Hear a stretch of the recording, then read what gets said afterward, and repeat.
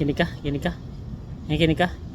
Yo, what's up mga idol, no? So, for today's videos is gagawin ko tambay muna. Yan lang. Tambay muna tayo dito sa tabi-tabi.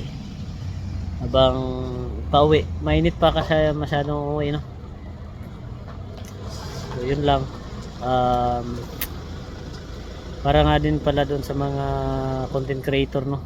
Para doon sa mga content creator na hindi pa alam, no? Sa mga kagaya ko nagsisimula, sa mga hindi pa alam, bawal na bawal po yung ano, yung picture na gagawin yung videos tapos lagyan lang ng music para magiging videos lang siya. Bawal po yun, no? Kaya po bawal po talaga yun. Ika nga, sabi nga ng iba, recommendable daw ni Meta, sinasuggest daw sa kanila.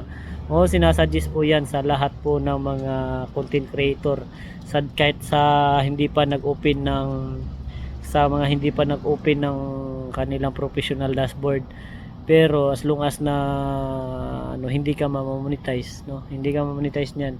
At saka doon sa ano, doon sa mga gumagamit din ng music sa reels, no? Sa mga sa reels, bawal na bawal din po 'yun, no? Paalala lang po, bawal na bawal po yung reels nyo gagawin tapos may music kayong gagawin. Ano na yan, napakarami na po gumagamit, so magiging unoriginal na yan.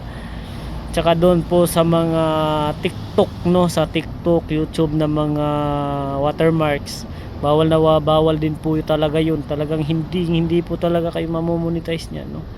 Kasi may nakita na ako na ano, na mga dami niyang views pero wala, maraming ano, tapos dami na siyang followers pero wala pa din, no, wala pa din. So mas maigi kasi gawin ninyo is, kung maaari, original po yung dapat ninyong ipang-upload sa mga videos ninyo.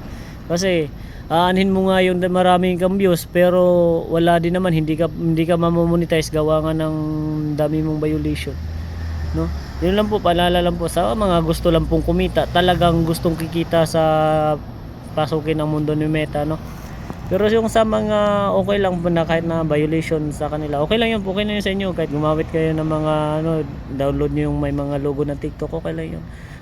Libangan lang naman yun. Pero doon sa mga talagang kursunada at porsigido na kumita sa Facebook, yun lang po, dapat po tayong sumunod sa patakaran ni Meta. Yun lang po, magandang umaga, magandang hapon po sa inyong lahat. God bless everyone.